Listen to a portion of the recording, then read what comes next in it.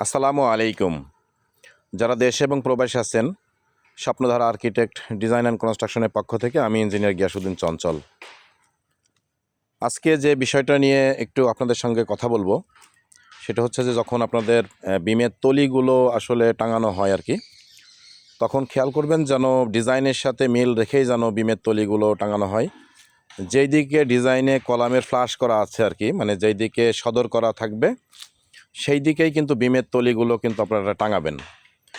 আর বিমের তলি টাঙানো যখন সবগুলো হয়ে যাবে আর কি, বিমের তলিগুলো সবগুলো যখন কমপ্লিট হয়ে যাবে, তখন আপনারা একটু ডিজাইন দেখে একটু রিচেক করে নেবেন যে বিমের তলিগুলো ঠিক মতন আছে কিনা, কোনোটা দেখা যাচ্ছে চেঞ্জ হয়ে গেছে কিনা। এইগুলা আপনি ডিজাইনের সাথে মিল করেই কিন্তু কাজটা করবেন।